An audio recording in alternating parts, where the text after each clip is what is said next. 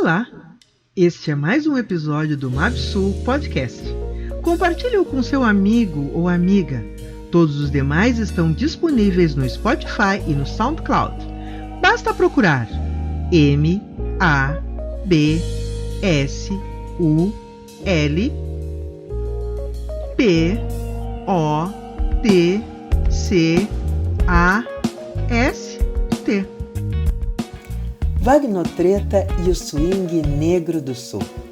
As diversas práticas sociais e culturais são um processo educacional que perpassa a vida e a carreira de muitos jovens na busca de oportunidades profissionais. Luiz Wagner, ou melhor, Wagnotreta, é um desses jovens talentos que, através de sua música, busca a afirmação de sua identidade e contagia os que estão ao seu redor, com orgulho de sua negritude e respeito aos seus ancestrais.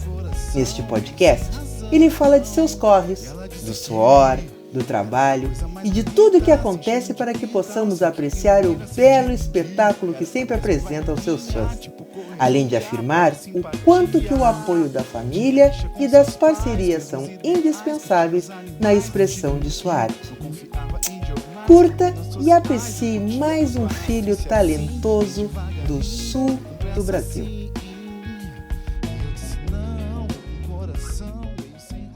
Então, boa noite, Wagnotreta. É um grande prazer, né, estar te recebendo aqui no MabSul Podcast.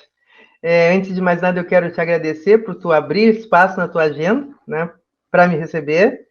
E queria que tu falasse, né, um pouquinho, primeiro sobre o lugar onde tu nascesse e o nome civil do Wagnotreta. Tá bom. E quando? É um prazer, um grande prazer estar aqui, né? E poder também participar desse momento, que eu acho um momento muito importante, nós termos um museu, um museu sul-brasileiro, né? Negro, na verdade, né? Pô, a gente tem tanta dificuldade quando a gente sai aqui do estado, das pessoas sequer saberem que existe uma história muito rica, né, preta aqui no sul do Brasil. Então é um grande prazer vocês terem lembrado de mim também para contar um pouquinho dessa história que eu acho que cada pessoa que mora em Pelotas e que trabalha, que faz qualquer tipo de coisa, constrói juntamente isso tudo, né, Rosemar? Então, eu gostaria que tu me contasse onde que tu nascesse, quando. Tá, maravilha. Meu nome civil, né, tu perguntou, o nome artístico preto, e o nome civil é Luiz Wagner Madruga Simões, nascido em 15 de janeiro de 85, né, no meio daquela função toda das diretas já, aquela loucura toda que vocês vivenciaram aí, nasci eu aqui. Então tá. E nós gostamos de saber um pouco das histórias, né, desses personagens negros que fazem parte do sul do país. Então eu gostaria que tu contasse um pouco sobre os teus pais, como foi, né, que tu viesse parar aqui em Pelotas. Certo. E quando que tu passasse a te interessar por música, gostar de música. Sim. E pensar em viver da música. Sim, vamos lá. O que acontece? Eu sou o único nascido, né, em Alegrete, porque o meu pai era funcionário público, né, e acabou indo, nem sei, ó, CRT, eu acho que era pública na época, né, acabou indo trabalhar em Alegrete. Então eu sou o único nascido lá. O meu irmão é nascido aqui em Pelotas, a minha mãe, meu pai, toda a família daqui. Eu só nasci lá nessa função dele estar trabalhando lá. Então, quando eu vim para cá, eu já vim com 10 anos, né?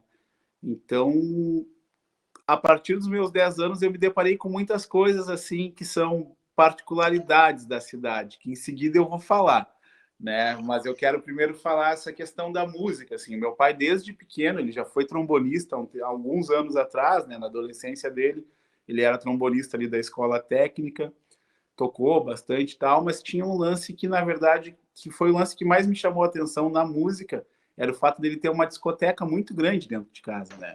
Ele tinha mais de 1000 discos, ou sei lá quantos, mas com certeza mais de 1000 discos. Ele tinha uma parede inteira, assim, de disco, e todos os domingos, assim, quando era o tempo que ele tinha para ficar com a gente, né? Ele levava o toca-disco para a rua, as caixas de som, botava uma sonzeira lá e a gente já se habituava com aquele ambiente desde muito cedo, né? Então, essa discoteca, né, quando a gente fala de mais de 1.000 discos, ela continha, além da música negra, black music, funk soul norte-americana, que tinha muito Youth Define, Marvin Gaye, Curtis Mayfield, James Brown, tinha esses nomes todos clássicos da black music, tinha muito jazz, né, muito samba, tinha muito rock and roll também, né, muita MPB, muitas coisas mesmo, né? Então, a partir dali, a gente começa a se habituar em escutar muita música. E aí, a partir daí, a gente começa a ter uma ligação, assim, bem próxima com a música, né? Meu irmão é um pouco mais velho que eu, em torno de 5, 6 anos mais velho que eu. Ainda quando criança, né? Eu tinha mais ou menos 6, 7 anos, eu comecei a andar de skate. E meu irmão, por ter um pouquinho de diferença minha, ele já gostava de rock, né? Rock and roll. E a galera que andava de skate lá na minha cidade era a galera do punk rock, que era uma galera que era do punk rock não só modismo, mas uma galera um pouco mais politizada, assim, que gostava de anarquismo, né? Já eram da FAG, Federação Anarquista Gaúcha, já tinham um viés mais político, e eu andava de skate no meio dessa cena toda ali que rolava, né? Junto com eles, que alguns eram skatistas e tal. E ali a gente começa a fazer rock and roll, assim, mas aquele rock mais primário, que é o punk rock, né? Então, ali com 7 anos, eu já começo a participar de uma cena mais musical, assim, também. Mas com 10 anos, quando eu vim para Pelotas, assim, eu já conheci o rap, né? Já conheci o rap através do primeiro disco dos Racionais, do segundo, né? Que ainda o único professor, acredito que o único na época, professor negro de história lá de Alegrete, era nosso vizinho de fundo. Nós morávamos num bairro que chamava Vera Cruz, na periferia de Alegrete, quase periferia, quase agrária, assim, né? Pertinho dos campos ali. Ele nos trazia os discos do Racionais e tal. O Cafu já tinha essa aptidão, o meu irmão Cafu, de conversar, de falar sobre lutas e negritude e tal, mesmo muito cedo. Então, eles se aproximaram, assim. E aí, quando eu chego em Pelotas com 10, 11 anos, esse fato legal, assim, a minha mãe e o meu irmão vieram morar antes de mim aqui. E eu fiquei alguns meses finalizando o meu ano letivo lá, morando na casa dos vizinhos, né? Então, quando eu chego aqui em Pelotas, o meu irmão já estava cantando rap, já.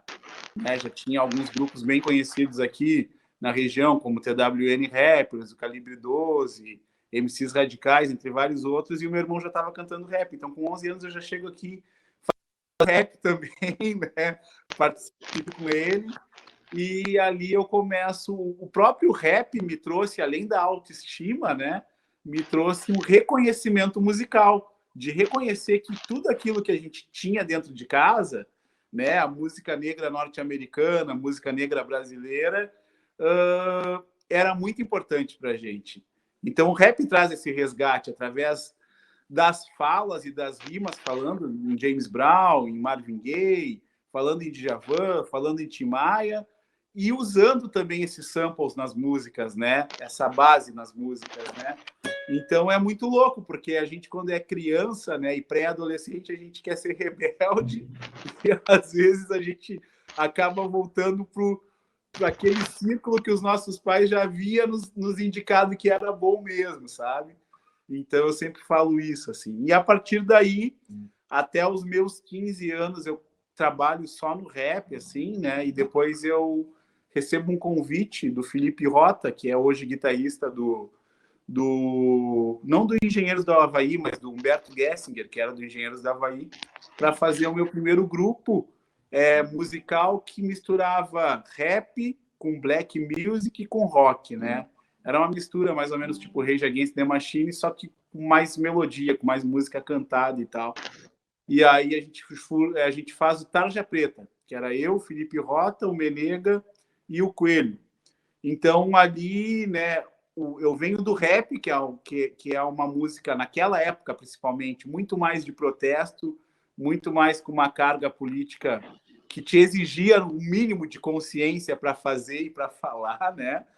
E aí eu vou para essa mistura de rock com rap, com outras coisas. E ali no Tarja Preta a gente começa a fazer algumas coisas. Já com rap já participava, assim, né? Onde cabia o rap, que naquela época a galera aqui teve que abrir muitas portas para hoje chegar a essa visibilidade, tranquilidade que o rap tem de chegar nos lugares. Mas naquela época não era tão fácil assim, né? Eu imagino para os antecessores desses que nos ensinaram, do Calibre 12, do TWN, entre outros. Mas o que acontece? A gente, com o rock, a gente conseguiu já participar de um monte de evento cultural da cidade. Então, a gente já começa a ter uma agenda cultural ali, né? E eu e o Menega, que era baixista, a gente sentia uma necessidade de fazer mais música negra, né? Mais do swing mesmo, né? Do balanço, porque o rock não tinha tanto isso, né? E aí, o que a gente fez? A gente termina o Tarja Preta, que era uma banda que estava indo super bem na época, porque a gente queria fazer mais black music, né? E o resto dos integrantes, não, eles já tinham uma predisposição a fazer rock and roll. Então, ali a gente funda o No Treta. Daí eu já tinha uns 17 anos, mais ou menos, né? Já tinha passado essa primeira fase ali dos 15, 16. E o No Treta é uma banda que ela é fundada, pensada para fazer música negra, assim, misturar soul, funk, rap, né, o soul, jazz, charme, que a galera chamava na época, né? Entre outras coisas. E a gente tinha uma necessidade de buscar pessoas que tivessem aptas, né? Que tivessem a possibilidade de tocar isso que a gente queria. E a gente não achou em nenhum outro estilo, senão chamando os músicos do pagode para nos dar esse auxílio. E aí vocês tocavam em casa, tocavam nas festas, e se tocava na rádio, eu gostaria de saber também, como é que era? Claro, eu estou te falando do início do No Treta. O No Treta foi a banda que, a minha pelo menos, né, que mais deu fruto rapidamente. Assim, a gente pensou no No Treta em meio ano, pensando, sem fazer. E quando a gente partiu para fazer, a gente chamou a galera... Muita gente ali da Coab, a maioria ali da Coab mesmo, era o Ataúa Santos, o Guilherme Cirilo, que também são pessoas que circulam bastante aí na música negra pelotense, né? E o Ataúa, que foi morar em São Paulo com a gente, que eu já vou chegar nessa parte, e o Ed Sax, né? O Alex no trompete, o Luciano Sebage na percussão, e a gente já faz o No Treta, já faz 3, 4 músicas próprias. E no primeiro mês de banda, a gente já escreve a banda no Festival SESI Descobrindo Talentos. Então, a real é o seguinte, a No Treta foi uma banda que foi pensada assim, paralelamente junto com outra, mas quando começou a banda mesmo, já começou tendo fruto. Assim. Esse festival a gente se inscreveu, a gente ganhou a fase regional e depois a gente ganhou a fase estadual. Com esse dinheiro que a gente ganhou essa fase estadual do SESI Descobrindo Talentos, a gente gravou um disco. Né? E aí, esse ano que a gente gravou esse disco, a gente foi várias vezes para São Paulo, porque aí a gente foi a São Paulo, conhecemos algumas pessoas lá, né? Do meio black, como Simoninha, Jairzinho, Luciana Mello, essa galera que a gente tentava já fazer um contato, corresponder. E nessa época a gente foi participar do Festival de MPB de Tatuí. O Conservatório de Música de Tatuí é o maior conservatório de música da América Latina. E, na época, esse era o maior festival de música do Brasil. E a gente ainda era uns moleque, né? Metido a meter os peitos. E pai e mãe não se importavam, deixavam vocês irem com tranquilidade? Ou tinha que convencer? Não resolver morar lá, deixavam, né? E a música Caminho, é dessa época? É dessa época. Então, a música Caminho foi que a gente ganhou o SESI Descobrindo Talentos aqui no estado. Na época, esse festival, o SESI Descobrindo Talentos, era um festival bem grande aqui no estado, né? Então, um festival que teve bastante, assim, bastante nome, um certo prestígio para a gente conseguir dar uma circulada.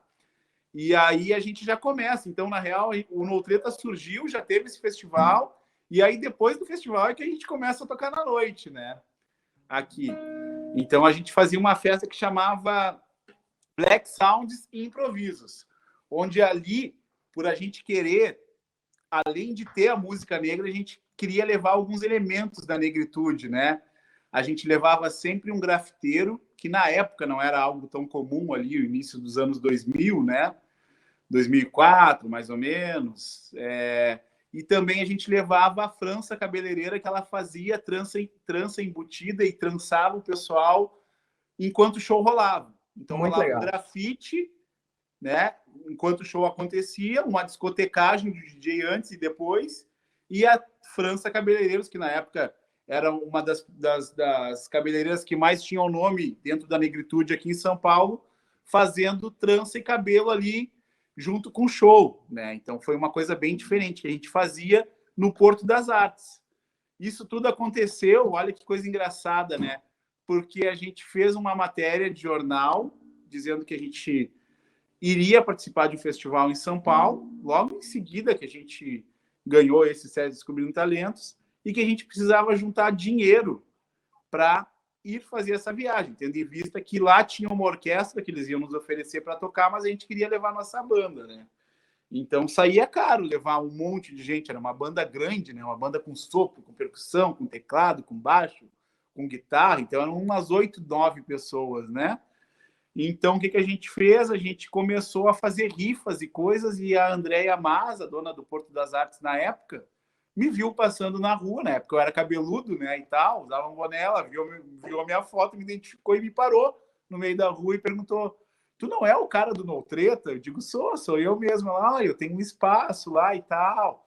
De repente vocês podem fazer umas festas para juntar um dinheiro, né, para ajudar essa viagem de vocês.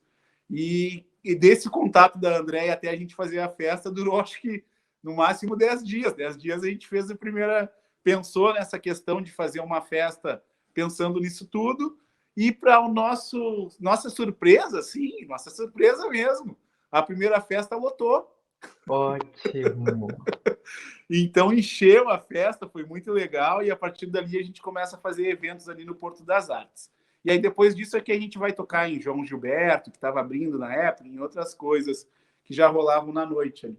Mas o mais legal é que a nossa ideia real era trabalhar com música autoral, né? Foi o que nos levou para esse festival. Nesse festival, lá, entre 2.400 músicas enviadas, a gente ficou entre os finalistas, tá?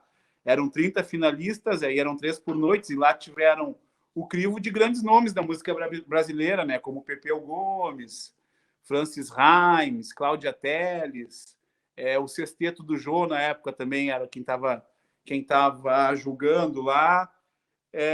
Entre vários outros nomes, assim, tá? Que eram pessoas que estavam julgando esse festival. Então, a gente ficou entre os 10 finalistas lá. Não ganhamos, né? Ganhamos uma premiação de ajuda de custo e tal, de ter ficado entre os 10 finalistas, entre 2.400 músicas, também com a música Caminho. Também com a música Maravilhoso. Caminho. E tu lembra da letra para cantar um pedacinho? Claro, lembro sim. Posso cantar aqui. Inclusive, eu vou regravar ela agora. Oh, maravilha.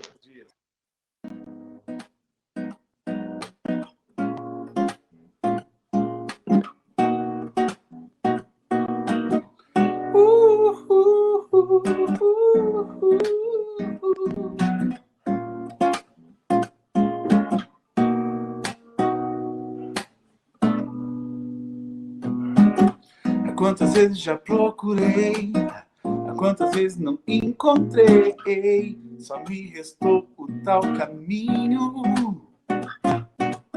Será que é o destino? Será que existe o que me deixa alegre ou me deixa triste? Por onde eu vou? Carrego a interrogação e a rotina só me causa confusão. Oportunidades perdi, prioridades quero definir. Da vida eu não quero fugir.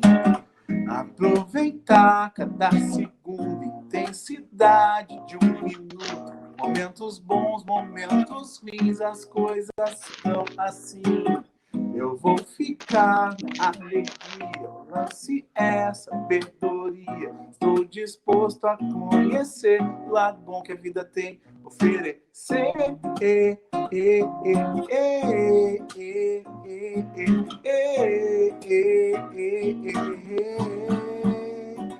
Oferecer.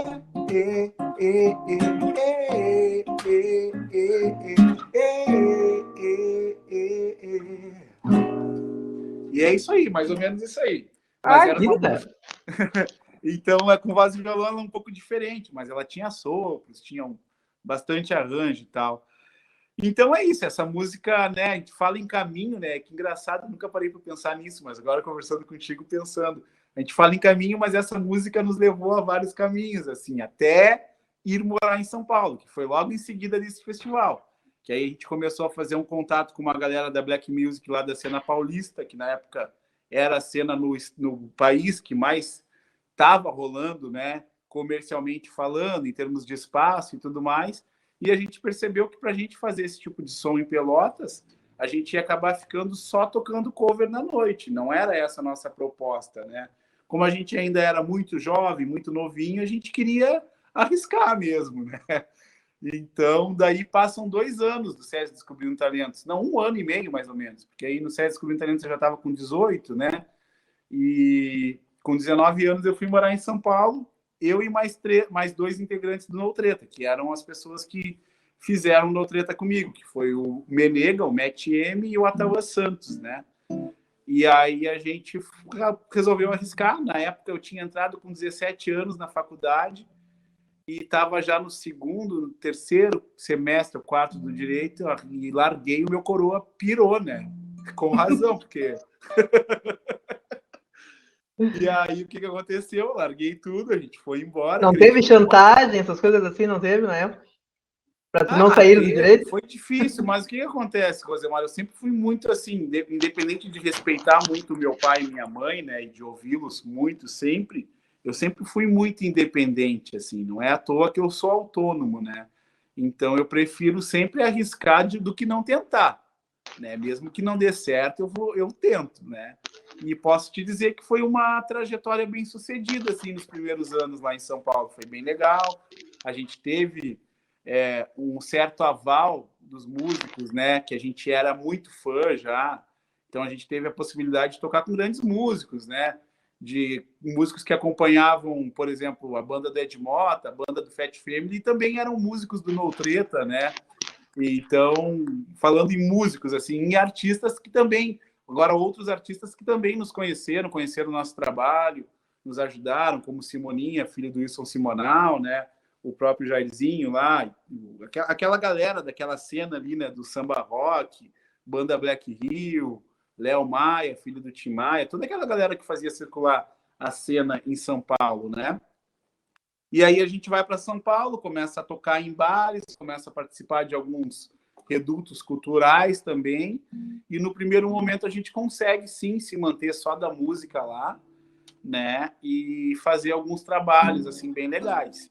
Até depois de 1 ano e meio, tá morando junto, né, começam aquelas brigas assim, né, de banda, aquelas coisas assim, né, e aí o No Treta já começa a mudar de pessoas e tal. Já, daqui a pouco no Treta só tinha eu e o Atauã mesmo de músicos daqui, o resto era tudo músico de São Paulo e tal, até a gente começar uma época que a gente fazia muita gravação de estúdio, até conhecer essa galera que também era muito da música gospel, que tem uma cena black gospel lá muito forte, né?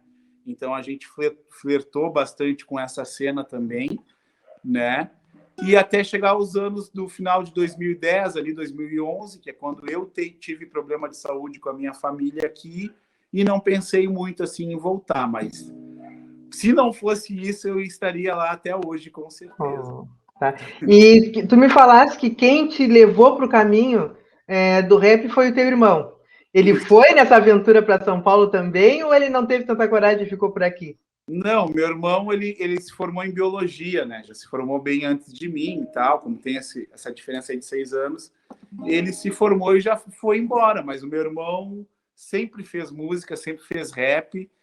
Então, essa época, por exemplo, que a gente foi para São Paulo, ele já morava no Rio, né? Ele já tinha um disco gravado, com participação do Benegão, ele andava lá com o Marechal, com o D2, naquelas festas da Lapa, ele participava daquele movimento todo. Inclusive, o fato do meu irmão ter uma ligação muito forte com o rap, né?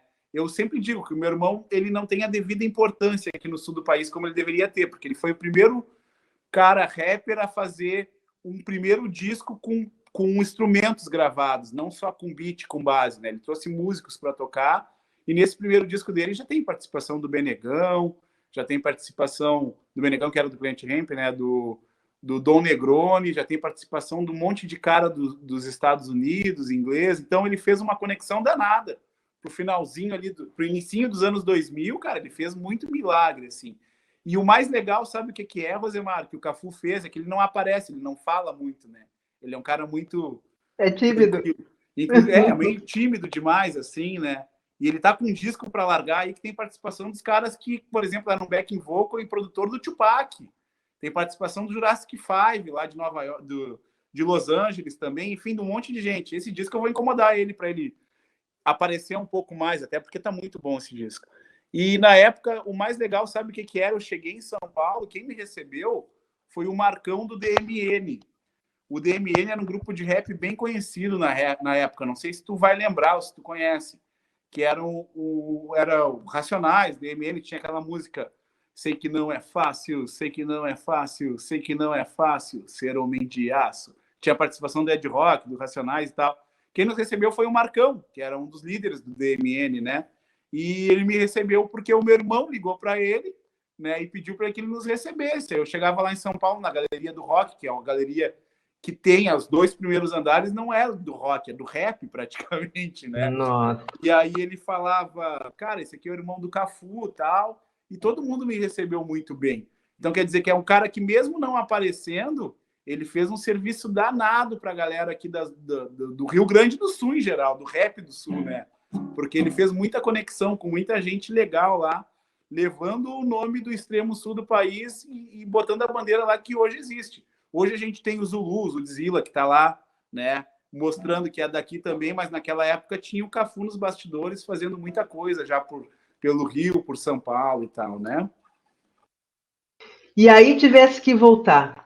Como e aí, foi? Em 2010, né, por uma questão pessoal mesmo, não foi nem profissional, foi pessoal, de doença na família, coisa e tal, né, eu tive que voltar, né, e aí, na época, eu tinha uma mãe que não saía da cama para nada, né, então eu digo, tchê, ou eu cuido um pouquinho da minha mãe agora, ou eu não sei, sabe? Eu não ia me sentir bem continuando lá, sabe? Então, moral da história, eu voltei para cá, aí voltei e continuo. E aí, quando eu chego aqui, né, lá eu voltei para a faculdade de Direito, mas não consegui terminar, porque a música, eu estava lá por causa da música, não adiantava, era aquilo.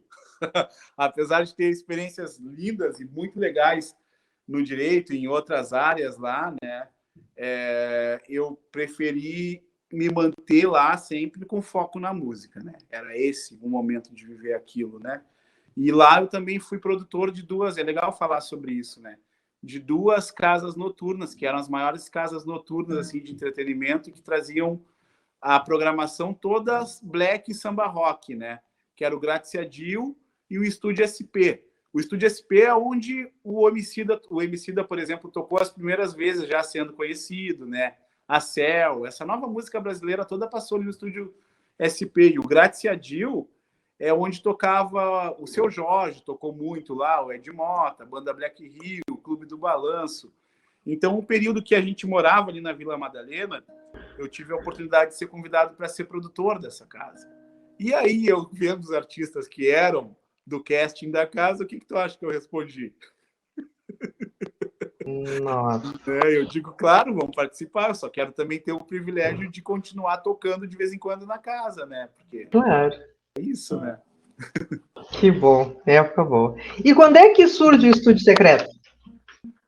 Tá, o Estúdio Secreto, na verdade, ele é o estúdio do Menega, né? Que é na casa do Menega, onde a gente produz várias músicas. Essas músicas do Wagner Treta que estão saindo com banda, a maioria é gravada ali, pensada ali. Então o Menega volta para Pelotas antes da gente, né?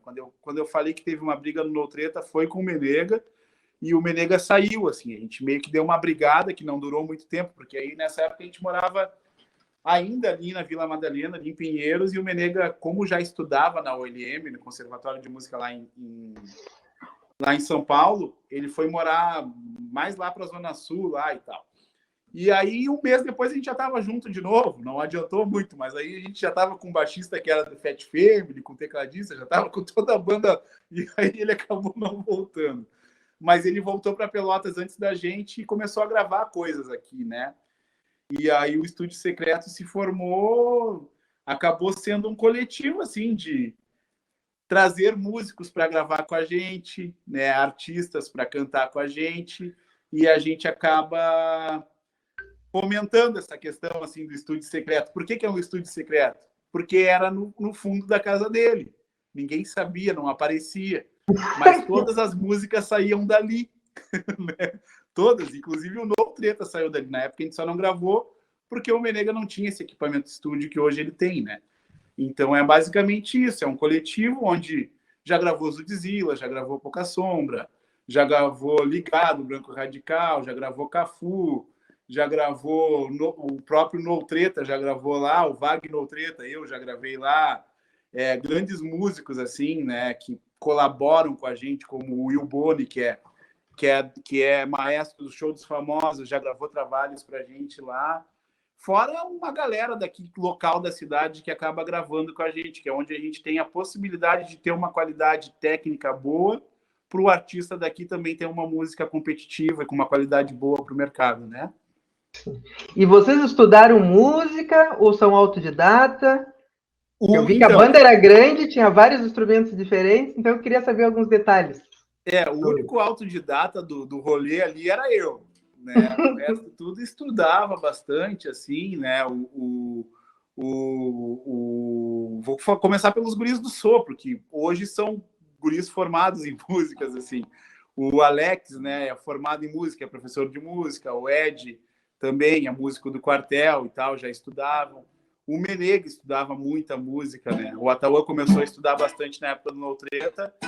E eu fui só começar a estudar um pouquinho mais de canto lá em São Paulo já. Porque aí eu vi que o bicho pegava, né? Não dava para sair metendo. Então foi basicamente isso. Mas eu sou autodidata em tudo e ainda quero estudar muitas coisas, assim, preciso, inclusive, né? Bom, sabe que eu sou tua fã, né? E um dos momentos que eu te assisti cantando foi quando tu montasse o projeto Wagner Treta Canta Tim Maia. Eu queria saber quando que surgiu essa ideia, como é que selecionasse o repertório. Especial. Felizmente isso aconteceu antes da pandemia, então a gente pôde assistir. Te assisti também na Feira do Livro, lá no Cassino. Queria que tu contasse um pouco sobre isso. Então, na verdade, o nome desse show é Especial Tim Maia, né? Especial Tim Maia do Wagner Treta, porque depois que eu fiz, outros artistas aqui da cidade também já fizeram, assim como teve artistas que fizeram antes de mim, então não posso nem reclamar, porque né, todo mundo quer tocar Tim Maia. Mas, assim, quando eu volto para cá e quando nasce o nosso primeiro filho, eu fico um tempo sem tocar, né? Então eu decidi, assim, eu conversei com a minha companheira que depois que o Benjamin fizesse 2 anos, eu voltaria a tocar, né? Até porque eu tenho essa necessidade artística, né? Quem está vendo, quem assistir aqui, que é artista ou que faz alguma coisa que gosta muito, vai ter essa necessidade, né? Então, na época, eu já não dependia mais da música, eu já tinha outra atividade que eu ainda tenho hoje, que eu amo muito, né? Porque eu só faço o que eu gosto. Graças a Deus, eu gosto de fazer as coisas que eu amo. Então, eu sou muito feliz com a minha outra profissão que eu escolhi ter também. E a gente decidiu voltar, né, com os shows do Wagner Treta. E aí, o que acontece? Muita gente já sempre pedia para mim cantar, fazer um especial Tim Maia. Várias pessoas já tinham me sugerido isso. Várias. Quando eu volto para cá em 2011, já tinha o nosso querido Balego, que fazia com Sol da Silva, que veio a falecer, né? Infelizmente ele faleceu e tal. E aí, depois disso, eu comentei para a Elô que eu ia voltar a tocar, e a Elô pilhou de eu voltar a fazer alguma coisa com ela, com a DJ Elô, que é uma outra grande figura negra aqui da nossa cidade. Inclusive, eu acho que vocês devem conversar com ela também, né? Ótima sugestão. Dela, porque ela vivenciou muita coisa por ser a primeira mulher negra DJ, né? E também e por ela ter uma opção sexual, né? De gostar de mulheres, né? Então, a gente sempre conversa muito sobre isso. Naquela época, imagina, ela deve regular de idade contigo, né, Rosemar? Então, ela vivenciou muita coisa, assim. E aí, eu sei te dizer que eu comentei para ela que eu ia voltar a tocar e que eu estava afim de fazer esse especial Tim Maia. E ela disse, cara, vamos fazer junto, entendeu? E foi muito legal, assim, porque apesar da noite ter sido uma noite muito emblemática, porque lotou a casa e eles tiveram que fechar a casa porque chamaram os bombeiros por causa da superlotação, e agora eu já conto isso, foi quando eu digo, cara, beleza, vou fazer então esse especial Tim Maia, não vou ficar cabreiro, vou lá e vou fazer, porque é uma coisa que eu já estou desde a época do No Treta para fazer. Então eu juntei, a gente optou por fazer esse especial Tim Maia por uma opção de gosto pessoal e também por uma opção comercial, né, de ter algo que vai chamar a galera para me ver, já que era o meu retorno, né, aos palcos. Então a gente fez o especial Tim Maia. Na época, a Elô sugeriu de fazer no Ânima Cultural, que era ali na avenida, onde era o antigo Pubar, só que ali só tinha um alvará para até 250 ou 300 pessoas. E aí, nessa noite, a gente colocou 600 não, acho que 700 pessoas na casa, e era uma casa que não tinha alvará para isso. E aí, nesse mesmo dia, teve um show do Arlindo Cruz aqui na cidade. E aí, os músicos do Arlindo Cruz, através de uma amiga minha que estava na produção lá, ela disse que a gente ia tocar, e o Arlindinho é amigo dos guris dos de Paula, que são filhos do netinho de Paula lá em São Paulo, que já eram meus parceiros, assim. E aí ele disse, cara, vou ir no show dele hoje, então. Então vai todos os músicos do Arlindo Cruz para lá, mais o Arlindinho, e tava um rumor que o Arlindo Cruz também ia aparecer. E isso já era meu retorno, né? Eu tava 2 anos e meio, quase 3 anos sem tocar. E aí, quando a gente chega lá, tava tudo lotado, tava os músicos do Arlindo na primeira fileira, tem um vídeo disso até. O vídeo que tem do primeiro especial Tim Maia, que não é o especial Tim Maia 2020, esse último, dá para ver eles tudo ali encostadinho ali e tal. E aí, cara, na quarta música, chegam os bombeiros e terminam a festa. Puxa vida! E aí, moral da história é que a gente fez esse primeiro especial Tim Maia, foi um sucesso, foi, mas assim... Duração de 4 músicas. A gente bombou a festa, acabou com a festa. Ai, que triste. Aí o João soube disso, né? E nos chamou para fazer 2 ou 3 semanas lá depois, e aí foi um sucesso. Então, o especial Tim Maia, além de ser um motivo artisticamente de grande alegria por a gente poder estar fazendo um especial, para mim, de um dos maiores músicos e de um dos reais reis brasileiros da música, né? Principalmente música negra. O Tim Maia foi o cara que colocou a música negra no patamar pop no Brasil, né? A música negra virou música pop, né? Desde aquela época ali do Wilson Simonal, que já era, mas o Tim Maia, ele conseguiu afirmar disso de uma tal forma que ecoa até hoje, essas gerações, todo mundo conhece Tim Maia, né? Então, para mim é um prazer enorme fazer esse trabalho, e ele existe desde então, e a gente vem fazendo com muita alegria o especial Tim Maia. Que bom, que bom. E como o Wagner Treta se reinventou na pandemia? Ah, beleza, isso é uma ótima pergunta. O que aconteceu com o Wagner Treta nos últimos anos, assim, né? O Wagner Treta começou a ter uma agenda legal, assim, começou a tocar muito o lance dos especiais, né? Que é o especial Tim Maia, o especial de Djavan, que eu acho que tu já assistiu o especial de Djavan também, né? E o especial é de moto. E a gente já ia lançar mais um especial no finalzinho da pandemia, que eu não vou falar porque a gente vai lançar ele depois. Ah, então tá. Então fiquem curiosos, gente. Vamos esperar. Fiquem antenados. E aí... Então o Wagner Treta ficou muito naquele lance de tocar na noite, de tocar na noite, de tocar na noite, que é o que traz o sustento para o músico, principalmente aqui na região sul do país. Mas eu sempre tive as músicas autorais, tanto é que elas que levaram o No Treta a esses festivais e a ter um rumo de me mudar para São Paulo na época, né? Então, agora, na pandemia, eu tive o tempo, né, e a oportunidade de focar no meu trabalho autoral, nas músicas autorais, né? Eu já tinha uma música há alguns anos tocando na Atlântida, aqui em Pelotas, que era Contramão do Amor, desde quando eu lancei, e agora no finalzinho, ali no início dos anos de 2020, né? A gente lançou o Ela Disse, que é uma música minha, que está rolando também em algumas rádios aqui em Rio Grande, já está rolando em algumas rádios em São Paulo. A gente está tentando abrir ela para mais outros lugares do país, assim, né? Que hoje em dia também rádio já nem é mais todo esse termômetro, mas eu gosto muito ainda de rádio, então acho legal ter o trabalho sendo veiculado aqui, né?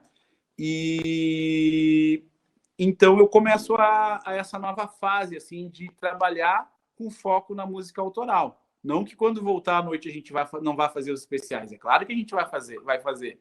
Mas a gente está movimentando bastante a música autoral hoje em dia. Então eu gravo essa música, ela disse, já com MD, lancei.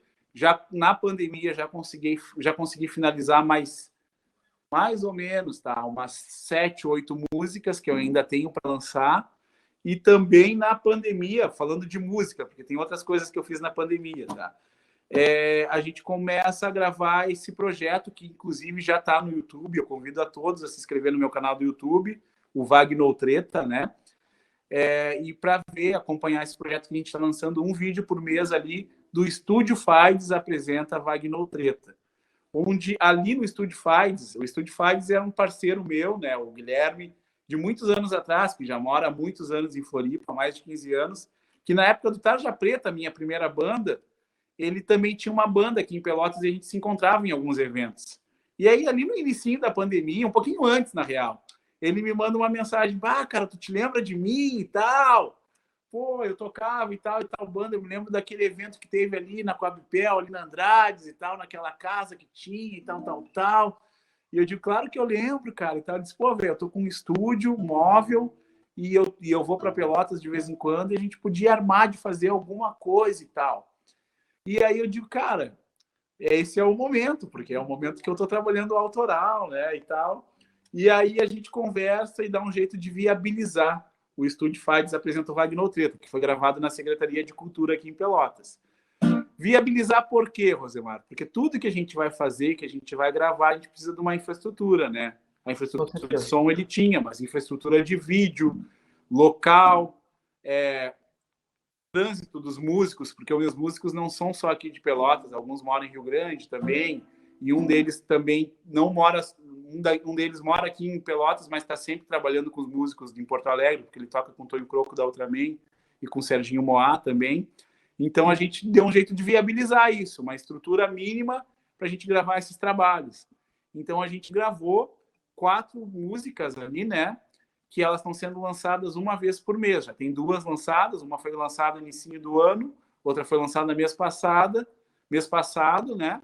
E agora, esse mês que está entrando, a gente vai lançar mais uma, ainda não sei a data, mas em seguida eu já coloco aqui no meu Insta e no Face e tudo mais.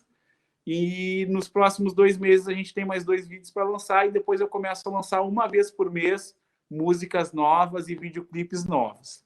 Então a gente já tem um material bem legal gravado aí e a gente vai incomodar com música autoral. E fora isso, né, já tem 2 músicas no Spotify e no Deezer. Tem a Menina com participação do Zudzilla e tem o Ela Disse também, que está no Deezer, no Spotify. E essa semana, pretendo até essa semana que vem subir a Contramão do Amor, que é uma música antiga que ontem eu recebi uma mensagem ali, a música ainda toca na Atlântida. Eu achei que estava tocando na Atlântida só Ela Disse, mas não, está tocando também a Contramão do Amor, né? E toca também na Rádio Com, em outras rádios aqui da cidade e tal. E eu vou subir ela essa semana que vem, para a gente ter mais música ali para a galera ouvir. Porque, para quem não sabe, e agora já entrando nessa questão, hoje o artista não tem muito como ganhar dinheiro. Apesar da lei Aldir Blanc estar aí e a gente conseguir aprovar alguns editais, alguns projetos e tal, a gente não tem mais aquele lance de tocar na noite e receber o nosso cachê, né? Então, hoje, como é que vocês podem ajudar o artista? Vocês podem ajudar o artista clicando nessas plataformas, né? Por exemplo, se inscrevendo no YouTube, eu chegando a 1.000 inscritos ali, o YouTube começa a monetizar os meus vídeos, né? A Rosemar indo lá e dando play no Deezer, no Spotify, no iTunes, ou seja lá qual foi a plataforma de música, ele paga milésimos de centavos ali. Então tem que ter muito clique. Então, a maneira que vocês têm de fortalecer hoje é essa, né? Tem alguns locais alternativos, como o Bandcamp, por exemplo, que tu pode comprar a música do artista por $2, $3. Então, são maneiras que vocês têm de fortalecer os artistas daqui, principalmente esses aqui da região, né? que estão correndo atrás, que estão trabalhando com autoral, né? Então, a ideia é essa, né, Rosemar? Cada vez mais estar frequente, estar com as músicas autorais. E o Estúdio Finds, a gente conta a história desde a época do No Treta. Quando eu parei de tocar no No Treta, eu já tinha muita música que eu compus na época lá em São Paulo, como a Estou Aqui, que foi a primeira lançada ali, e a gente começou a contar de lá até aqui. Então, eu escolhi 4 músicas que resumem 15 anos atrás até chegar aos dias de hoje, né? Tu sabe mais ou menos quantas músicas já produziste, já criaste? Olha, gravadas não tem muitas, né? Gravadas tem o disco do No Treta e mais umas 6 ou 7 músicas minhas, né? Fora as participações que eu já fiz, mas criadas eu devo ter umas 60, 70 músicas. Nossa. Muitas perdidas, inclusive, que eu já nem lembro mais, e dos cadernos que ficaram soltos por aí, né? E ela disse, sai no violão? Claro, assim? tá. Então tá. Vamos fazer.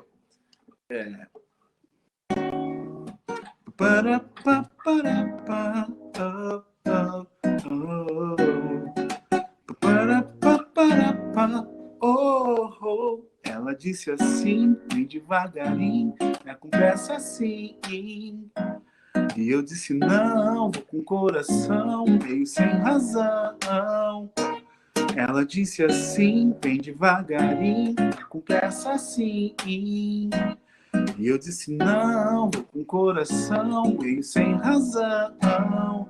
E ela disse que era a coisa mais bonita, assim, cheio de pinta, um ser que ilumina, sentir que era a mesma vibe minha, tipo correria, black simpatia. Tinha rixa com seus pais, mesmos ideais, curtia os animais do tipo que não confiava em jornais, colunas sociais, não curtia os banais. Disse assim, bem devagarinho, é com pressa assim. E eu disse não, vou com coração, meio sem razão. Ela disse assim, bem devagarinho, com pressa assim. E eu disse não, vou com coração, meio sem razão.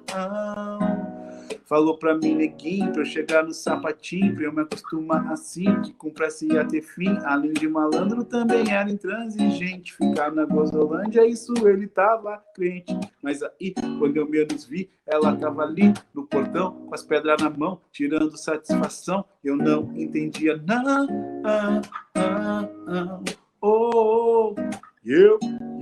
Eu não queria saber, eu tava pra curtir o mundo, também fica com você, mas aí quando eu vi oportunidade, destino, verdade, esta era a chave,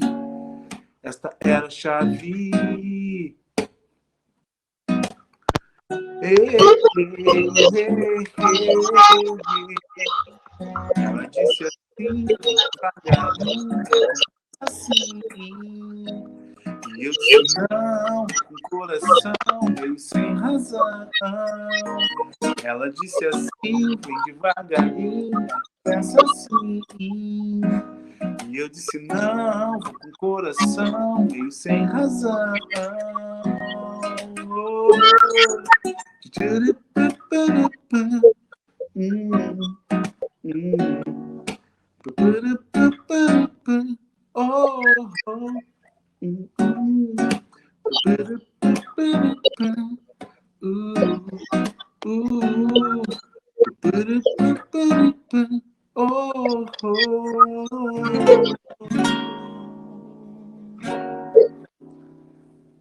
É isso.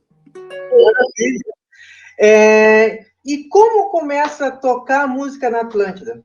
É simples, porque uma das questões que a gente levanta muito é sobre a invisibilidade, né, da negritude nas mídias. Como é que foi para começar a tocar na Atlântida? Foi fácil, não? A música, assim, ó, a música do No Treta já estava na Atlântida, né? Porque a gente sempre pensou em tentar acessar, a gente sempre pensou em visibilidade. Tanto é que tu viu ali, né? Na época do No Treta, a gente já conseguia sair numa mídia aqui em Pelotas, que na época era o Diário Popular, né? Que já tinha, na época tinha, eu acho que muito mais visibilidade do que hoje até, e a gente já conseguia acessar. Por quê? Porque a gente corria atrás, né? A gente ia lá, procurava os jornalistas na época. Olha, nós somos o Noutreto, uma banda assim, jovem, tal, da Coab, estamos correndo atrás, ganhamos tal festival, estamos indo para São Paulo, e as pessoas acabavam nos enxergando, né? E a questão da Atlântida é uma questão legal, assim, porque já na época do Noutreta, nós já tínhamos pessoas da Atlântida Zona Sul que já iam nas festas do Noutreta e já acompanhavam. Então, ficou um pouquinho mais fácil, assim, de tipo, olha, você já nos conhece, nos dá essa força, né?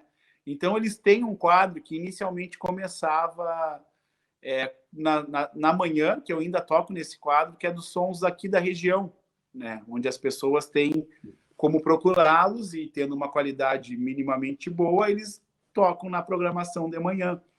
Então, eu fiquei sabendo até há pouco tempo atrás que ainda rolava música da época do Noutreta, assim, nessa programação. Achei muito legal, né? E aí, para minha surpresa, assim, depois desses anos todos, o Márcio, que é acho que é o cara que mais fica no ar aqui na Atlântida, né, em termos de horário, é o Marcito, ele já acompanhava o meu trabalho e o trabalho do Noutreta, né? Então a gente sempre teve a sorte de ter pessoas assim ligadas à comunicação e tal, acompanhando assim os shows e as músicas e acompanhando o nosso trabalho. E aí o Márcio me disse, cara, precisamos atualizar as tuas músicas, né? Porque o Contramão do Amor já estava rolando há alguns anos ali, e eu digo, velho, eu já ia te procurar para isso, assim. Mas, lógico, eu já tinha esse contato, eu já tinha como fazer isso acontecer, e tocar a música da Atlântida não modifica muito, assim, né? Já ocorreu, por exemplo, de estar rolando som, né? E eu passando som no bar, assim, ou em algum teatro. Já aconteceu isso ali perto de Porto Alegre, porque também a música tocava na Eldorado, desculpa, Eldorado é São Paulo, na 99.9, né? E eu digo, cara, essa música aí é minha, dá uma ouvida. Ah, é. Sim, é minha música, tô tocando aí, como já aconteceu aqui na cidade. Tipo, essa música aí é legal. Eu digo, cara, essa música é minha, sabe? Que essa música é tua e tu continua tocando em bar. Cara, a realidade do músico é essa aí, velho. Hoje em dia, a rádio já não te dá uma possibilidade de ganhos financeiros, né? Hoje em dia, a internet te dá um pouco mais, apesar de pagar um pouco menos, bem menos, na verdade, ela te dá um pouco mais de visibilidade. Só que hoje, falando em visibilidade, né? Eu acho que aqui em Pelotas, todo mundo da arte negra e do que precisa ser parecido tem que ir atrás dos meios de comunicação daqui para que eles apareçam, né? A gente já tem uma pessoa que é envolvida com social, por exemplo, ali no Diário da Manhã, que é o Cogói, que está sempre disposto a divulgar e ajudar, né? E hoje ali no Diário Popular já não tem mais tantas pessoas que acompanhavam o Noutreta, porque mudou muito, né? Mas ainda tem o Sanguiné, que está bem ligado na questão da cultura e da arte, né? Eu sei que não é só ele que está hoje na cultura e na arte ali, mas a gente tem que incomodar e acessar esses espaços, né? Eu acho que é isso. E hoje a gente tem um outro tabu, que é a internet, que só a internet por si só, ela não entrega para todos os teus seguidores. Por exemplo, eu tenho lá 4.500 seguidores, tá? Cada vez que eu posto ali, esse post não chega nesses 4.500 seguidores, por causa do algoritmo. O Instagram quer e ele te força a ir lá e patrocinar e pagar para ele entregar, né? Então, por isso que a gente sempre pede para as pessoas, por exemplo, quem não me segue lá, @Wagnotreta. Qualquer post, por exemplo, que a Rosemar, que é minha amiga, vê meu, ela tem a obrigação moral de curtir, comentar e salvar. Por quê? Curtindo, comentando e salvando... Não é obrigação, é com prazer. Né? Curtindo, comentando e salvando, a gente sabe que o Instagram ele vai entregar para mais pessoas. Assim como eu vou ver uma publicação do museu, eu também, cara, como sendo um ser político, eu quero lá salvar, comentar e compartilhar para que chegue a mais pessoas. Então, hoje a rede, ela entrega, né? Ela te dá essa possibilidade de visibilidade, mas ela não entrega o jogo todo, porque ela quer ganhar também. Então, tu tem que patrocinar as coisas, né? Então, é basicamente isso.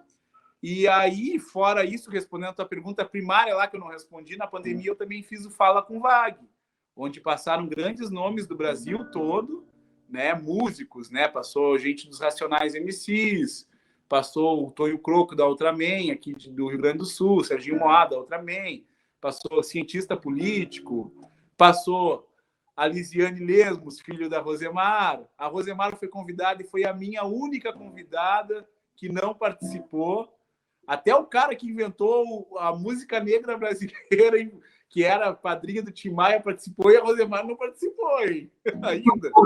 Mas conta por que eu não participei. Não, mas ela estava com problema na época. Eu estou mexendo. Só meu pai estava muito mal e até mãe e tal. Então, assim, ó, passou muita gente ali no Instagram, onde eu tive a oportunidade de, além de reencontrar grandes artistas e grandes pessoas do cenário nacional, né? A gente pôde se aproximar de várias tantas outras, né? Então, o Fala com Wagner, ele acontecia no início 2 vezes por semana, depois reduziu para 1 vez por semana, e a gente pretende voltar, assim. Eu estou passando um momento também resolvendo algumas questões que eu estou sem tempo para fazer o Fala com Wagner, mas o meu maior desejo é poder conseguir voltar com ele mês que vem. Então, a gente está trabalhando para mês que vem a gente tentar voltar com Fala com Wagner ali no Instagram, que acabou se tornando um programa semanal, onde eu consigo conversar com pessoas que têm a ver com as coisas que eu acredito e que eu gosto. Mais ou menos isso, né? Wagner, quando a gente trabalha com entrevistas, a gente acaba acessando outros mundos, né? Eu queria que tu me falasse, dentre essas entrevistas, que tu falasse com pessoas de diferentes áreas, que mudanças houve no teu modo de pensar e de ver a vida? Que momentos, assim, significativos que te recordam, assim, de todas essas entrevistas que tu fizeste? Eu acho que o Fala com Wagner, assim, apesar de ser um grande prazer enorme para mim, né? Ele fica também um documento para todo mundo que quiser ver, por exemplo, saber um pouco mais de como foi a história do KLJ dos Racionais, até ser o KLJ DJ dos Racionais, homem, pai de vários filhos, empresário, porque as pessoas não sabem disso, mas ali no Fala com Wagner ele tem a oportunidade de falar sobre as empresas que ele tem, sobre os projetos que ele tem e sobre o que ele ainda vai fazer. E ele conta um pouco dessa história para nós e nos traz a possibilidade de refletir como é que ele fez para chegar até lá, né? Como é que o Serginho Moá, que é um cara também da música estourada nacionalmente, mas principalmente aqui no estado, muito conhecido, e dicas de passagem, né? Eu acho que o único artista pop mesmo negro aqui do nosso estado, assim, popular mesmo, assim, eu acho que é o Serginho Moá do Papas da Língua. Como é que ele sai lá de Uruguaiana, né? Para até chegar em Porto Alegre, até fazer o Papas da Língua, até conseguir ser conhecido como Papas da Língua, como Serginho Moá. Então, ali a gente tem a possibilidade de refletir muito sobre a carreira dessas pessoas, né? Como é que por exemplo, o Nassor Oliveira, que é um cientista político novo, novíssimo, tem 20 e poucos anos, né? Já morou em 3, 4 estados, né? Como é que pensa hoje um cientista político dessa geração deles, não só da nossa? O que eles pretendem fazer? É um cara que está se instruindo cada vez mais, né? Como é que a Lisiane Lemos sai de uma formação de advogada até começar a trabalhar com tecnologia, né? E ter essa visibilidade, essa representatividade que ela tem. Então, no Fala com Wagner é um bate-papo mesmo, como se estivesse na sala da minha casa, perguntando tudo sem papas na língua. E a galera respondendo tudo sem papas na língua, o que é mais legal.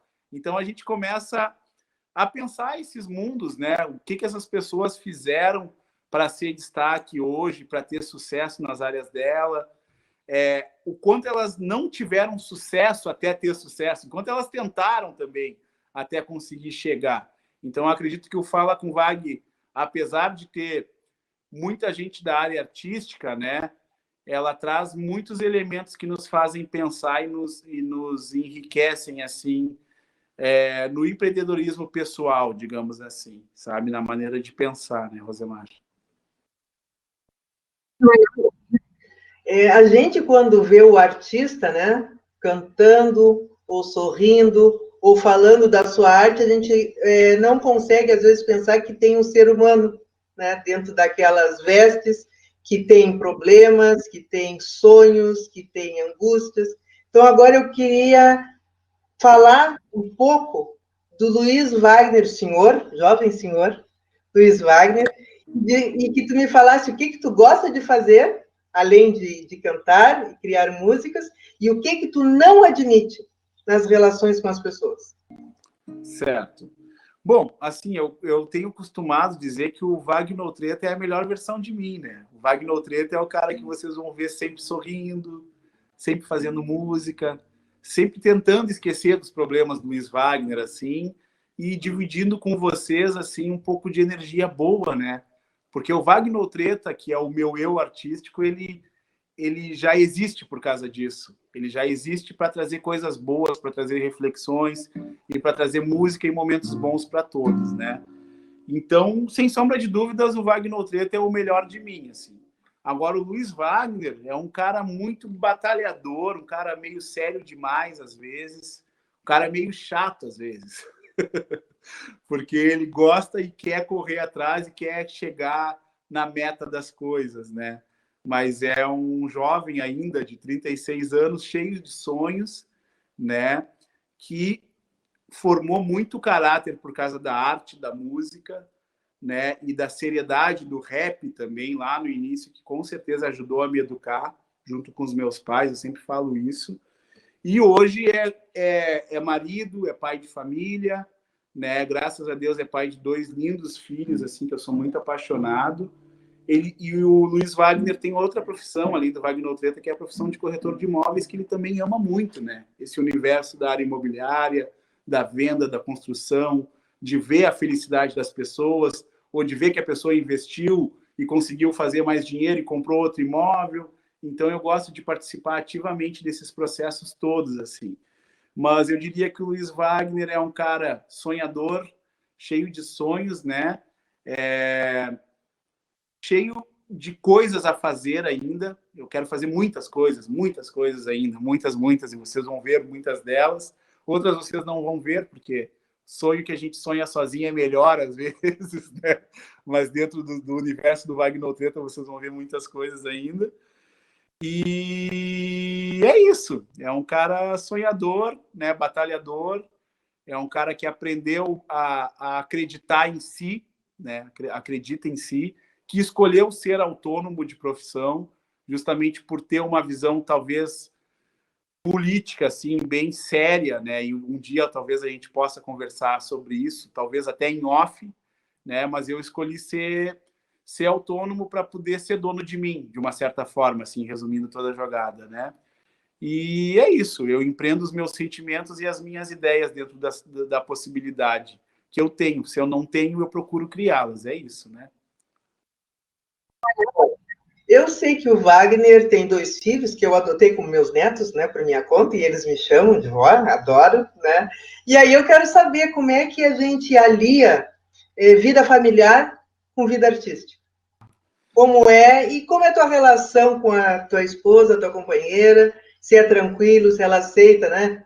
A questão da vida artística, porque ela é noturna também. Eu queria que tu falasse um pouco sobre isso. Sim, claro. Antes disso, só vou te responder uma coisa, né, que eu não aceito, assim, e tal. Eu não aceito falsidade, eu não aceito racismo, eu não aceito homofobia dentro das possibilidades que me permitem ver ou fazer alguma coisa.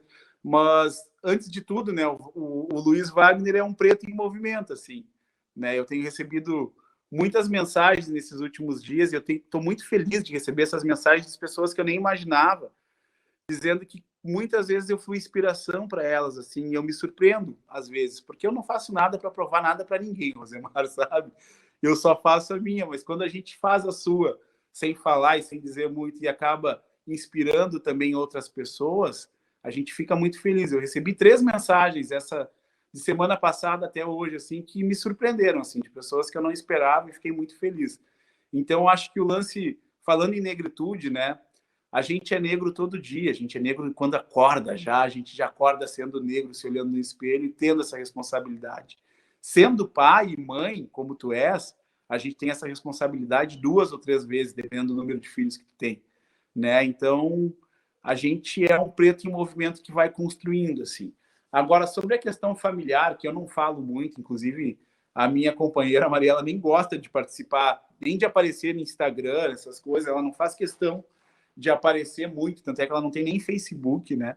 Já teve e tal, mas hoje ela não faz nem muita questão, até porque o meu Instagram, ele é focado só na minha parte musical e artística, né? Que graças a Deus tem uma vida real e que ela funciona. O Wagner Treta existe, o Wagner Treta trabalha, o Wagner Treta faz música, então ele mostra o que ele faz realmente. Mas ela é muito tranquila, assim, até porque ela é uma artista, né? E eu vou te dizer, cara, eu não sei se tu já viu, Rosemar, as pinturas dela, assim. As pessoas não conhecem, mas eu tenho cada coisa guardada aqui em casa que eu sou louco para expor, sabe, dela.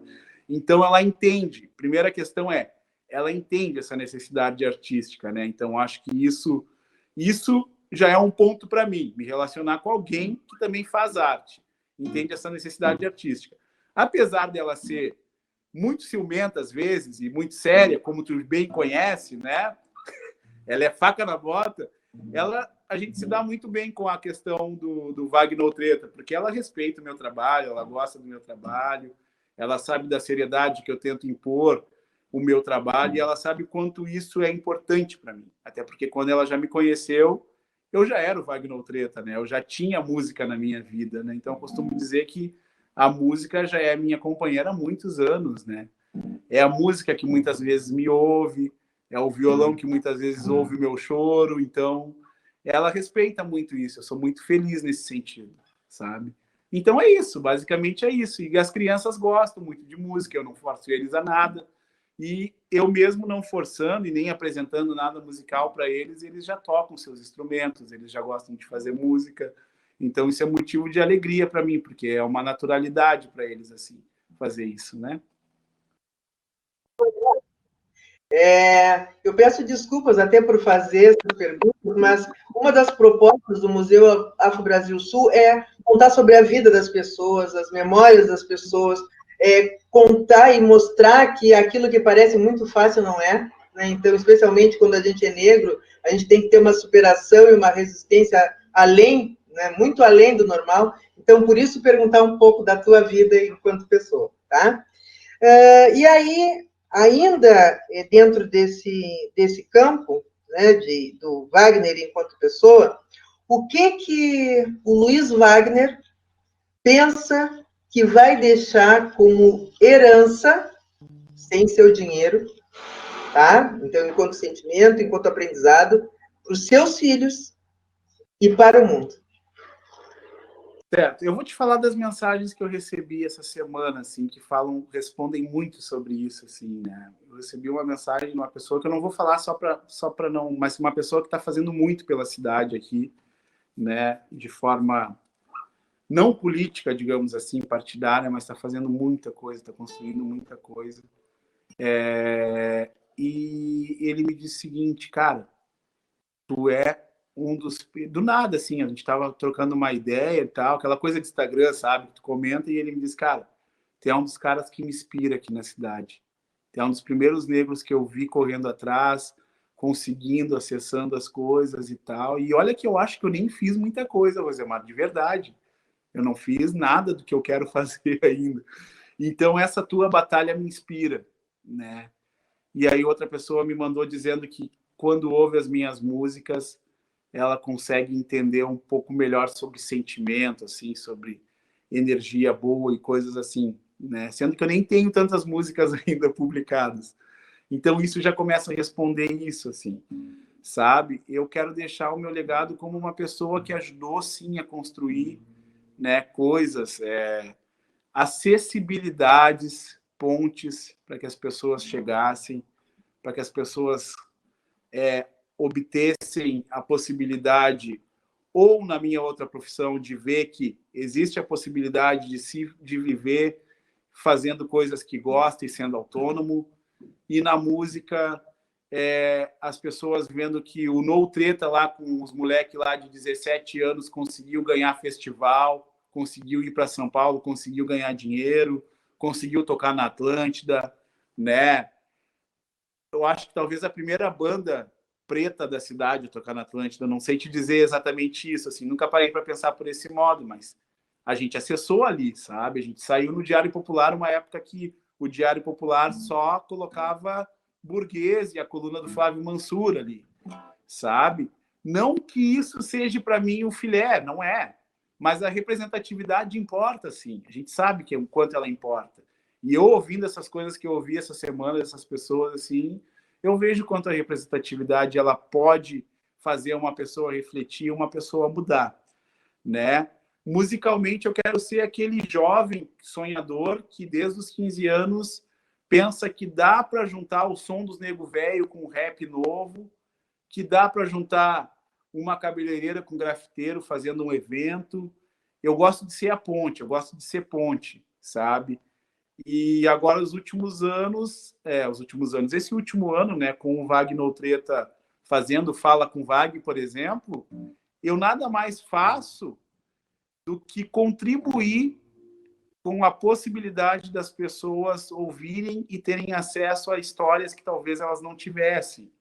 Então, eu penso que eu continuo sendo ponte através do meu Instagram, de algumas pessoas que eu conheço, e a minha música vai ser fonte de energias boas, seja música para pensar. Eu sempre costumo dizer que o Wagner Treta faz música para pensar, música para refletir, música para dançar. Eu acho que dá para fazer os três. Então, eu sou o cara que lá no finalzinho dos anos 90, 2000, fazia o rap de hora, que eles chamavam, que depois veio a ser o freestyle. Foi o primeiro cara que foi batalhar freestyle e rap no primeiro Fórum Social Mundial aqui em Porto Alegre, sendo um jovem ali de 15 anos, 16 anos, batalhando com sombra do SNJ, de grupos grandes, e depois vem fazer black music, esquece um pouco o foco do rap e tenta juntar todas essas coisas sem esquecer e sem deixar de respeitar os negros velhos daqui da nossa região. Porque esses caras foram os caras que asfaltaram, né? Tu sabes melhor do que eu, pela questão da tua idade e da tua interação com o movimento negro, que muita gente sofreu ali atrás, para hoje jovens estarem acessando a universidade, jovens teus alunos, né, como a minha esposa, que é a tua aluna e foi a tua aluna, acessa a universidade, e cada vez mais a gente vai ter mais jovens se formando, mais uma situação profissional legal para esses jovens negros, mais uma situação financeira legal para esses jovens negros, e mais do que isso, se a gente pensar em consumir do próprio negro, a gente vai criar uma cadeia alimentar e uma cadeia empresarial negra aqui na nossa cidade. Se a gente pensar que, a Rosemar vai comprar uma casa, ela tem que comprar com o Wagner, sabe? O Wagner vai comprar vou te dar um exemplo, tá? Fatídico, assim, vai comprar um software para o escritório dele, ele vai ter que comprar com a Lisiane, entendeu? A Lisiane vai comprar uma roupa, ela vai comprar uma roupa ali da fulana, que é negra, que tem uma loja que vende roupa legal com preço legal. A gente vai criar o black money, que chama, uma economia entre nós mesmos. Essa economia, ela vai passar, além de ser uma riqueza monetária, uma riqueza cultural, que vai atingir a mim, a ti, aos nossos filhos, aos nossos parentes. Então, quanto negro, enquanto a gente criar essa consciência, eu acho que a gente vai muito longe. E eu quero ser um dos caras que, de alguma forma, deixa esse recado para essa galera que está aí. Não só musicalmente, como na minha outra profissão e como no meu dia a dia como pessoa, sabe? Maravilha. E então, tu está falando de referências, né, Wagner? E aí tu acha que o museu, e aí eu posso até ser mais específica, o Museu Afro Brasil Sul, ele faz parte desse processo? Ou ele pode fazer parte desse processo? E como que tu pensa? Olha, eu acho que o Museu Afro Brasil Sul, ele é uma grande oportunidade de termos toda a história da Zona Sul contada e passada a limpo. E quando eu falo passada a limpo, é só para deixar bem claro que tem muita coisa que a gente não sabe da nossa própria história aqui da Zona Sul, né? Desde a época que os escravos vieram para cá, sendo os escravos que mais sofriam para trabalhar nas charqueadas, né? Por ser os caras que talvez fossem os caras mais rebeldes lá e que eles traziam para cá, muita coisa não foi contada para a gente, né? Muitos negros da nossa geração, da minha geração, da geração mais nova e talvez até da tua geração, Rosemar, nem sabem disso. Então, acho que o Museu Afro-Brasil Sul vai ter muito trabalho pela frente, né? Ele vai dar uma contribuição imensa, imensa, para todo mundo que parar para assistir as lives, as pesquisas e tudo que o museu vai oferecer.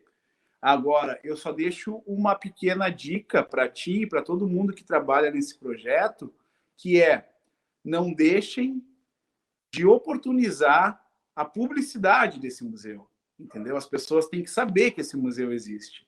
Ele não pode ficar resguardado só para alunos da Rosemar, para alunos da Universidade Federal, mas sim fazer uma interligação, como tu já me falou, que já está começando a existir, para as crianças que estão se formando no ensino médio, até no próprio ensino fundamental, né? Fazer uma interligação de ganhar alguns editais e fomentar essa publicidade, né? Para que isso seja visto e as pessoas saibam que existe um museu, que é um museu que todo mundo vai ter acesso e que vai ter um monte de matéria e de material interessante ali para as pessoas saberem dessas histórias, né? Então, eu acho que uma possibilidade linda que tu tivesses a ideia de fazer e que vai contribuir muito para a nossa história e para a nossa cultura, seja ela social, cultural ou de forma acadêmica e social, digamos assim, nesse âmbito, né, de poder contar as histórias, né, que a gente consiga, com o teu museu, fazer com que as pessoas descubram que existem muitas histórias para serem contadas por aqui, né, histórias lindas, dicas de passagem. A ideia foi minha, mas o museu não é só meu, nós somos umas 50 pessoas, né, trabalhando. Eu te agradeço muito a dica, e é importante, né, que todas as pessoas que nós estamos entrevistando, que nós estamos registrando as memórias, nos ajudem também, para que a gente possa divulgar, né, essa história, essa cultura é muitas vezes invisibilizada. A gente se direciona para o fim, agora, e aí a gente falou de passado, e agora, para terminar, eu te faço uma questão para o futuro. Qual é o sonho que tu buscas ainda realizar? O que o Wagner Treta ainda não realizou e pensa realizar no futuro? O Wagner Treta não realizou muita coisa ainda. O Wagner Treta, apesar de ter alguns bons anos já nessa trajetória, aí, mais de 15, e de ter feito algumas coisas legais, o Wagner Treta não é um cara que tem... Apesar de ter várias pessoas no país que conhecem o Wagner Treta não é um cara que é conhecido popularmente, né? Não é um cara que toda a cidade conhece. As pessoas conhecem, as pessoas sabem, né? A gente sai ali no jornalzinho, a gente tem uma música ali e tal, coisa e tal, mas a gente não tem essa grande visibilidade assim no todo, né? Eu só acho que eu vou dividir um sonho que eu posso falar. Os outros eu não gosto muito de falar, mas eu acho que todo artista, seja ele daqui ou não, né? E preto ou não, independente de ser artista, ele quer ter o seu trabalho reconhecido e quer poder viver bem daquele trabalho, acessar, né? A gente falava, inclusive, há pouco tempo atrás sobre isso, de ser bem remunerado da sua arte, ou de seja lá o que for, porque as pessoas não vivem de vento, né? Então, o Wagner Treta, apesar de querer, sim, espalhar muita música, muita energia boa, de querer dividir um pouco da sua visão de mundo, musicalmente falando, assim, com as suas composições, né? E com os trabalhos que a gente faz com os especiais, que a gente procura botar todo mundo para dançar e ficar alegre, feliz, a gente busca, assim, o nosso espaço, cada vez mais estar presente. E quando a gente fala em espaço, não adianta a gente ir lá fazer um show e ser bem pago por aquele show e só ter um show bem pago o ano que vem, mas ser reconhecido em todas as esferas, né? Sempre que possível. Então, acho que todo artista busca isso. Mas eu quero continuar fazendo música, fazendo show assim que tudo voltar ao normal, exibindo o meu som autoral para que as pessoas conheçam e tendo a possibilidade, né, de ter e fazer tudo o que a gente deseja fazer, não ficar na vontade. O maior sonho do Wagner Treta é não passar nenhuma vontade, é fazer todas as vontades que ele tem. Basicamente, eu resumo isso assim, dessa forma, né? Porque para gravar um clipe é caro, para gravar um vídeo, esses vídeos que vocês veem no YouTube, que depende de uma produção, de uma estrutura, é tudo muito caro e tal. Então a gente quer fazer. Muitas vezes nem é pela questão financeira, porque a gente faz, por exemplo, a gente não tem nenhum retorno financeiro do YouTube, a não ser que eu tenha milhões de views e milhões de acessos, que não é o caso, mas a gente quer poder ter a possibilidade de fazer as coisas, né? De realizar os seus desejos, é isso. Então tá, Wagner Treta, muito obrigado pela entrevista, né, por estar nos ajudando a contar essa história, né, da nossa região sul. Sigam o Wagner Treta no Instagram, cliquem lá e se inscrevam no YouTube, escutem as músicas de Wagner Treta no Spotify, e eu te peço então para deixar uma mensagem final, né, para as pessoas que estão escutando o MabSul Podcast. Tá certo. Olha, eu não sei quem vai ouvir, se vai ser 1 ou 200 ou 1.000, 3.000, 500.000 pessoas, mas eu desejo para quem está vendo que existe uma história linda aqui no sul do país, existem famílias, nossos familiares, né, principalmente de famílias negras, eu sempre costumo dizer que a família negra, por mais bem estruturada que ela possa ser, seja financeiramente ou mentalmente, a gente ainda tem muita coisa para resolver, sempre tem algum problema. E os nossos problemas, se tu parar para pensar, eles sempre têm a ver com os nossos antepassados, com a nossa negritude, com o social, de algum amigo ou de algum irmão ou de algum primo que está passando por necessidade mental ou física ou monetária. Então, tudo isso tem a ver. Então, eu digo para cada um de nós que, gente, a gente tem como ajudar o próximo, principalmente quem está do nosso lado. A gente é, sim, capaz, a gente tem que ter a autoestima lá em cima. Isso eu aprendi, isso eu já sabia, né? Isso eu venho descobrindo, mas o KLJ dos Racionais, na entrevista do Fala com Vag, ele ressalta isso. Eu já tive a oportunidade de conversar com o KLJ inúmeras vezes, tá, na minha vida. Ele até já veio aqui em casa e tal. Mas ele sempre toca nesse ponto, e esse ponto sempre me faz refletir muito. Gente, autoestima. A autoestima, ela te leva a capacidade de acreditar em si, né? De ver o quanto tu é capaz, o quanto tu é bonito, seja fisicamente ou mentalmente. Então, tem muita beleza interior dentro de ti. Acredita nela e faz. Aproveita atitudes como a do Museu Afro Brasil Sul, que é a Rosemar, para ver pessoas que também lutaram, batalharam, sofreram e estão aqui. A própria Rosemar está aqui para nos contar também essa história, né? Então, é isso. A mensagem que eu deixo é: fiquem na paz, fiquem com Deus, com seus pais espirituais, acreditem em vocês e sejam pretos em movimento. Para quem for preto, sejam preto em movimento, sempre construindo, porque hoje em dia está na moda, né? Falar Ubuntu, né? Ubuntu para lá, Ubuntu para cá, mas é real. Eu sou porque tu és, entendeu? Eu vejo a Rosemar, eu me espelho na Rosemar, eu corro atrás, ela me ajuda e nós somos. Então, a gente aplicar isso no seu dia a dia. Sejam pretos em movimentos, vamos correr atrás. Somos eternos aprendizes, né? Eu não gosto dessa função. E aí, mestre, papapá, pô, nada de mestre. A gente está aprendendo e está todo mundo no mesmo plano, ninguém é mais que ninguém. Vamos se respeitar, só vamos nos engrandecer por em cima desses racistão trouxa. Esses a gente tem que meter a mão mesmo e ser bobalhão. E é isso aí. Muito obrigada, eu te desejo, né, muita saúde, para começar, muito sucesso. Eu acho que tu ainda deveria voltar para São Paulo um dia, eu acho que a tua história lá ainda não acabou, então esse é algo que eu desejo também para ti, né? E rezo, porque todo mundo sabe que eu gosto muito de rezar e pedir por mim e por todas as pessoas que vivem comigo e que eu amo, e tu é uma dessas pessoas. Então, obrigada mesmo. Que os seus filhos possam se espelhar, né, em ti, na luta da Mariela também. E como a gente, quando fala de música, começa com música e termina com música, vou te pedir mais uma palhinha para a gente terminar a entrevista. Tá, eu vou terminar com Estou Aqui, que fala sobre isso que eu falei, de estar buscando, de estar correndo atrás, de estar acreditando e sendo, né? Então, vamos lá. Estou aqui.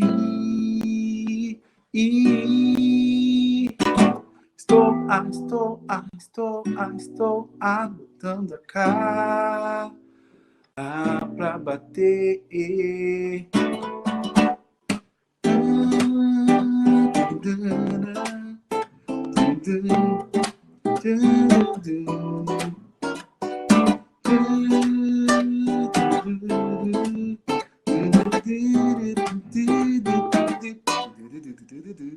Lutando e conseguindo meu espaço. Não sou palhaço, nem sou doutor. Após dia vejo o suor, mas não esqueço, já vi pior. Tem um passo que estou sentado aqui, eu já não sei o que fazer. Em tudo posso resolver, fazer o quê? Condenado no espaço por minutos que não passo, minha mente avalia. O que é bom, o que é ruim, o que me deixa fim, o que me faz feliz.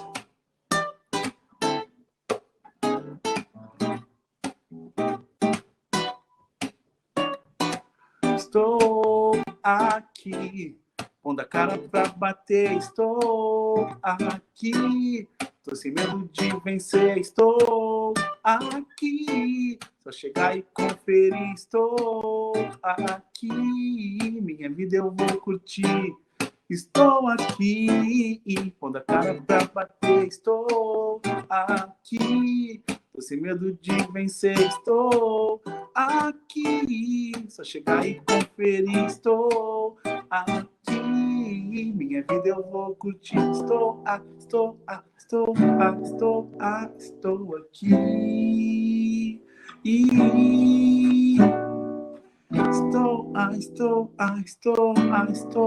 botando a cara pra bater. É isso. Maravilha. Muito obrigada. Eu é que devo uma entrevista agora, mas se Deus quiser, não vão surgir problemas que impeçam, né? E mais uma vez, gratidão, sucesso e saúde.